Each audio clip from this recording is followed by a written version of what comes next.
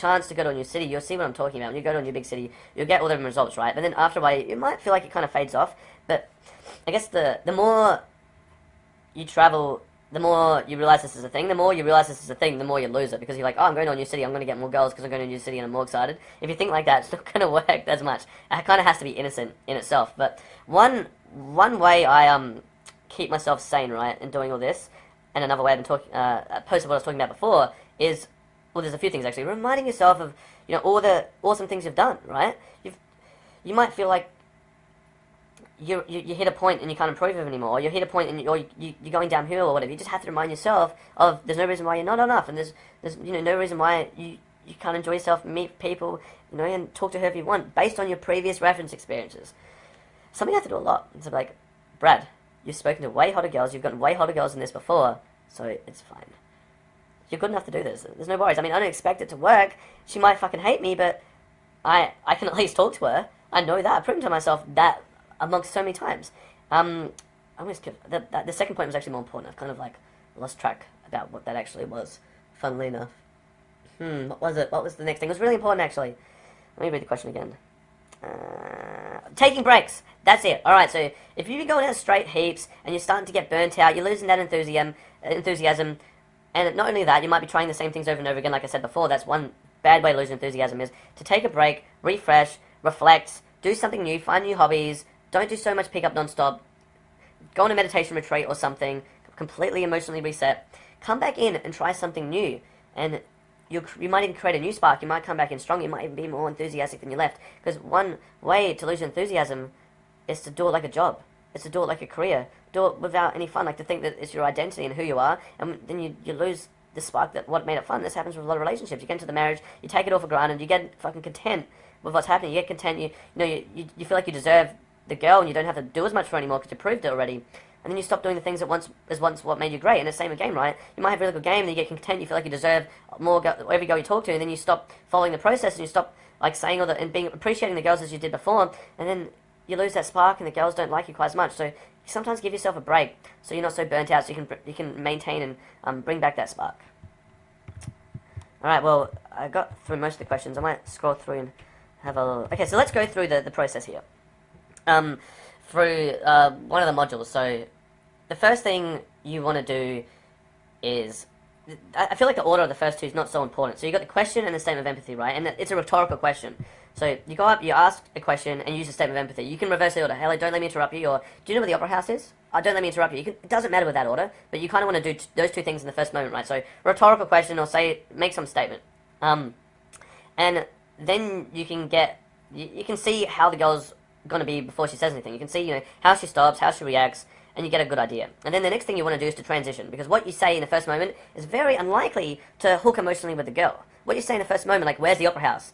It's not going to be emotional to her, but it's a starting point, right? A girl's very likely to stop and politely answer that question, but what's really important is to not hang on that. So you have to change the topic really quickly and talk about something more important, like, oh, I'm actually from Adelaide, and I was walking down this way, so, I've got my photography gear, and you start talking about yourself, telling your story, and then you notice something about her, and you might talk about something else, you might transition onto, something that relates to both of you more. So you want to transition off of something that gets the conversation started to something that's way more relatable to you and her, so then you can actually talk about it and get to know each other.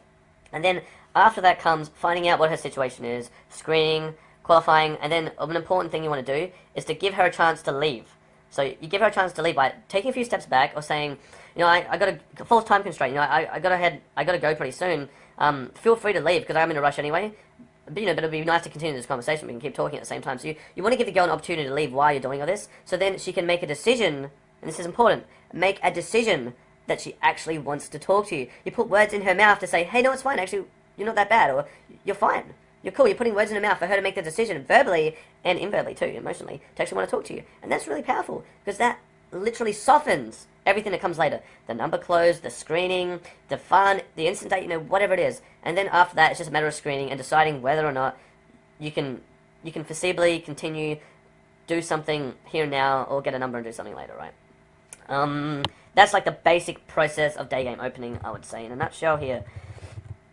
And this statement of motivation as well. So before you go for the number, before you go to the instant date, you have to give the girl an insight to why you like her more than other people, and it has to do with the personality, not the looks, because the looks, objectifying the girl, it's not that special. So if you can put into words something that's about her personality, about the way she moves, about the way she is, not what she looks like, not what she looks like, the way she is, like the way she talks, the things she developed on her own that she wasn't given for free, right? Her personality. If you can kind of put into words what you like about that relates to you, then she actually knows you like her for real, and you want to get to know her. That makes it so much easier to go on Instant and get the number.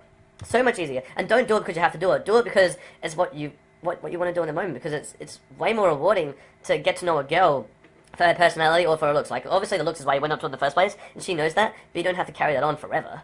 Okay, so, I went through the questions and everything. Let me talk about a little bit about what's happening with me in Sydney.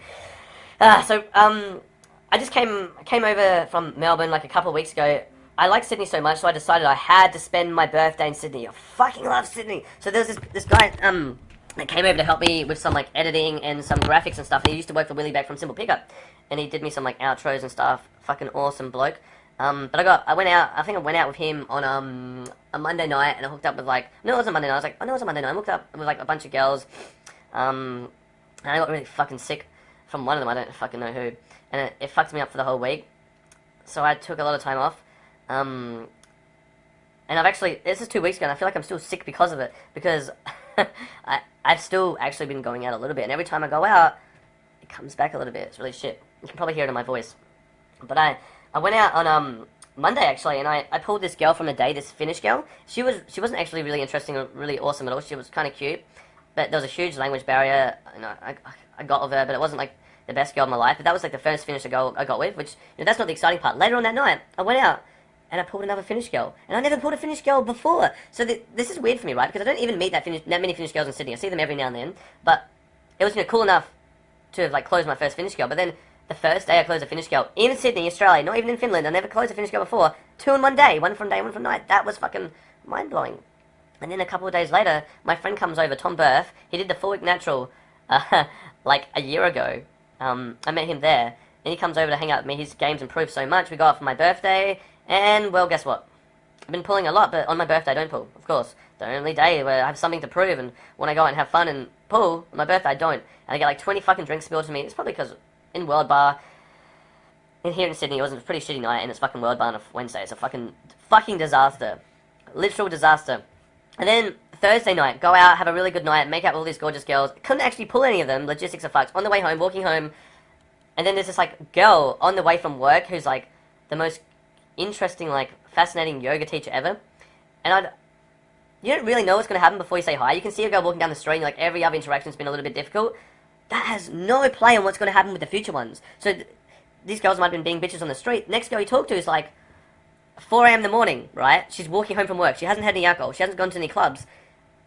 But she's fucking emotionally down for something to happen. She has been burnt out from a club. You never know what's going to happen. And then I go off and get drinks with her at 4 a.m. in the morning, have to find a fucking bar to go to drinks with. And then I pull her. A girl finishing work. A gorgeous fucking yoga teacher. Who would have saw that coming in Street Game? I mean, it happens. And then, literally, last night, same thing happens. Walking home from the club, a few failed pulls, the girls went home with their friends. And on the way home, this girl that was, about to go on a Tinder date, the Tinder date flaked. And she's going on a Tinder date at 2 a.m. So, it indicates she's pretty down, but she's flaked, and she's a little bit upset or whatever, and I'm just like, oh, that sucks. I'm just on my way home, and just chat to her, and I can feel that we're actually enjoying each other's company. And then, this is the way this went down, actually. She offered to walk me home, and she also said she had alcohol at her house, and, all the bars were closed at that point, so we couldn't go to a club and get drinks, but she had alcohol at her house, but I didn't want to invite myself to her house, because it's very presumptuous, it might put her at a defense. So, I let her walk with me to my house, but she doesn't know I was going to my house. I was like, oh, just walk with me for a bit. And while I was walking with her, I got a feeling that I built it up a bit to the point where I knew that she was invested enough to, come into a building with me, given there was some context why she was doing it. And that was just, going on the balcony and looking at a view. And, one thing led to another. I had only, spoken to this girl for about 20 minutes from the street. And I suppose if a girl's going on a date at 2 a.m. for fucking Tinder, or, whatever, her intention was probably to go out and get a hookup, and she's disappointed. So, if you can appreciate her and show her a good time, in this circumstance, she is going to love you for it, because she's feeling down already. So, that was last night for me. and after this live stream, I'm going to spend a few hours editing. Then I'm going to go out to World Bar hesitantly because I fucking hate that place. It's full of fucking druggies, really young girls that take drugs, really immature, but it's right next to my house, really good logistics. I don't really know what's going to happen, you know. Who fucking knows? Let's see. I might have another question, actually. Sorry, missed half the webinar. Did you talk about calibration when you open the girl? She's freaking out, giving you a mean look. Don't want to try it. Don't want to talk to you, but still stay there in front of you. So, yes, you know, sometimes girls will give you a mean look when you first talk to them, and sometimes girls don't even know they're giving you a mean look. It's just like second nature, so don't really pay attention too much on the way a girl looks, right?